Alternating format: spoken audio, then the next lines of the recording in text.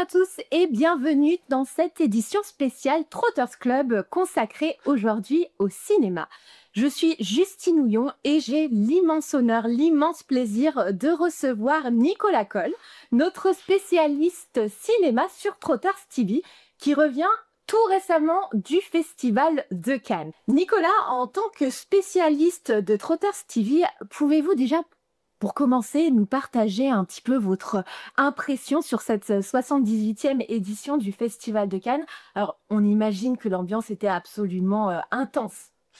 Intense, c'est le mot, parce qu'il y a tellement de choses à voir, tellement de films, tellement de séances, tellement de compétitions, hors compétition, séance de la plage, mon Dieu, donc on n'arrive pas à tout voir, on est obligé de faire des choix, et chaque année, je m'en sors avec une trentaine de films, donc je pense que je m'en sors pas trop mal. On est déjà pas mal, je pense. J'ai un bon aperçu de ce qu'on va avoir dans les salles dans les prochains mois. C'est chouette. Alors, qu'est-ce que vous pensez finalement du palmarès final de cette année? Est-ce que ça vous a surpris? Est-ce que vous vous y attendiez? Ça correspond à vos analyses que vous aviez faites? Alors, de ce que j'en ai vu, oui. Et parce que, comme je vous le disais, il y a tellement de choses à voir que, voilà, après, on arrive au palmarès et on se dit, bon, bah, voyons voir si les films que j'ai vus intègrent le palmarès. Tous les films qui sont au palmarès, j'ai pu les voir, sauf la Palme d'Or. Ah bah, Il se trouve que, oui, non. j'ai pas eu du nez. Bon, bah, Non, là, non, ça peut, ben, on peut pas savoir. On peut pas savoir. On va voir les films, on voit ce qu'on peut en fonction de nos rendez-vous et tout.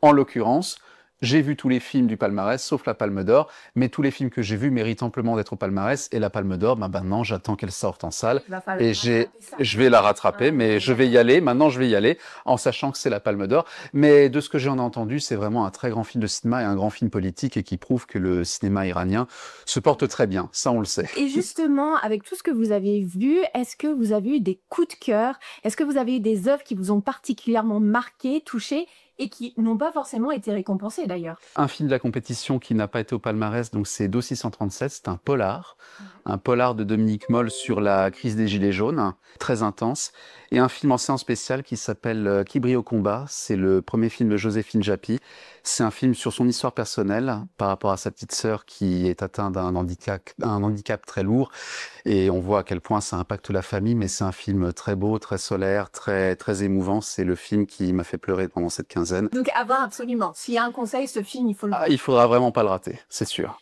Et on a envie de se dire aussi, au contraire, est-ce qu'il y a des films qui vous ont déçu, des choix que vous auriez peut-être pas, vous seriez pas orienté vers ceci?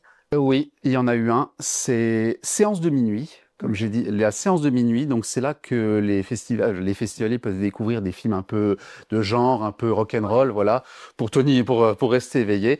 Là, en l'occurrence, cette année, l'un d'eux était Dalloway, c'est le nouveau film de Yann Gozlan, un thriller avec Cécile de France. Tout le monde a dormi. C'était, habituellement, les séances de minuit, tout le monde crie, c'est très, tout le monde est à fond, et là, tout le monde dormait, personne n'accrochait, c'était une grosse déception, oui, vraiment. Alors, on sait, le Festival de Cannes, c'est 15 jours un peu d'effervescence, mais selon vous, quels ont été les moments les plus forts du festival? Et est-ce que vous avez eu l'occasion d'échanger avec des professionnels ou des personnalités marquantes?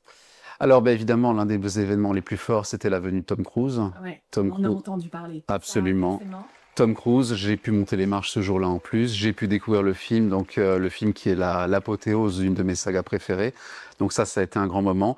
Autre grand moment, c'était l'ouverture de la quinzaine des cinéastes, en fait, avec un film de Laurent Cantet, réalisé par Robin Campillo.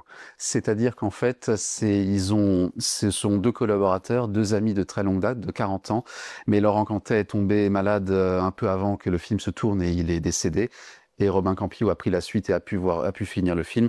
Et le film est vraiment un mix, on peut dire, de leurs deux univers, et ça rend très très bien. Et la séance était très émouvante parce on voyait Robin Campillo rendre hommage à son ami de 40 ans. Donc c'était très fort. Et pour répondre à votre question sur les gens que j'ai pu rencontrer, bah, on peut le voir dans vos extraits, j'ai pu effectivement poser une question à Cédric Klapisch lors de la conférence de presse de son film. Son film qui est absolument merveilleux, qui est à voir en ce moment, il est déjà en salle. Et moi j'adore Clapiche parce que c'est vraiment c'est tout ce que j'aime dans le cinéma. C'est le cinéma du milieu. C'est-à-dire les films très grand public tapent un peu trop en dessous de la ceinture, et les films trop à réessai sont un peu très chiants.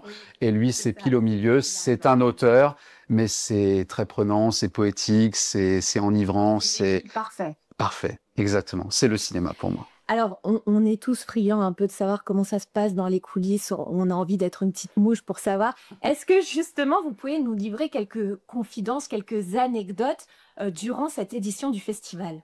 On a appris que Claude Lelouch qui est un de Claude Lelouch qui était à l'honneur d'ailleurs de ce festival de Cannes, puisque l'affiche du festival c'était un homme et une femme, et ben Claude Lelouch qui va avoir 88 ans, on pensait qu'il avait fait son dernier film, mais non, il est reparti pour un tour. Il va faire un film là qui va tourner peut-être potentiellement sur 2 ou 3 ans à travers la France, Ah qui va oui. peut-être décliner en partie en série, donc il s'arrête jamais. Moi, ce monsieur me fascine, En même temps, donc, je savais et pas. exactement. Et puis j'adore enfin, c'est toujours un peu imparfait son cinéma, mais il y a toujours quelque chose qui fait qu'on accroche, tellement c'est humain. Nicolas, est-ce que vous avez eu l'occasion de vous rendre au Pavillon d'Afrique durant le festival? C'est un espace qui gagne en visibilité hein, d'année en année. Finalement, quelle initiative ou rencontres vous ont particulièrement marqué cette fois-ci? Alors oui, j'y ai été, et ben écoutez, l'ouverture tout simplement parce qu'il y a un hommage qui a été rendu à Souleymane Cissé, qui est un des plus importants cinéastes africains qui nous a quittés il y a quelques mois. Et c'est en fait, ça a été l'un des tout premiers, si ce n'est le premier cinéaste africain à être récompensé à Cannes. Et sa fille était là, elle a fait, voilà, il y La a famille, eu c'était la bien. famille, il y avait ses collaborateurs. C'était vraiment très émouvant. C'était une très grande ouverture. Ça a été un des grands moments d'émotion du festival, indéniablement. Alors, pour conclure, finalement, quels sont les prochains grands rendez-vous du cinéma où les téléspectateurs pourront vous retrouver sur Trotters TV? Eh bien, écoutez, sur l'été, qu'est-ce qu'on a? On a le festival musique et cinéma de la Baule, qui célèbre la musique de ce film et le cinéma, donc rien de plus beau. Sœurs jumelles aussi, dans le même genre, à Rochefort. Qu'est-ce qu'on a? Le festival de Pauillac, où en fait c'est un Pauillac exactement. C'est un festival de cinéma qui se déroule dans les vignes et on visite tous les Waouh, châteaux du coin. Enfin, magnifique. Le cadre est le cadre est sublime. exceptionnel. Et puis à la rentrée, bien sûr, le festival du film francophone dans le Moulem, le festival de rentrée. Moi, je le rate jamais. Bon, bah écoutez, merci beaucoup Nicolas, merci pour ce décryptage passionnant Merci et à pour vous. ces anecdotes exclusives sur le Festival de Cannes. On a juste hâte de vous retrouver très bientôt sur Trotters TV pour suivre ensemble les prochaines grandes dates du cinéma. Merci à vous tous de nous avoir suivis, restez connectés et à très vite dans Trotters Club pour une nouvelle aventure culturelle.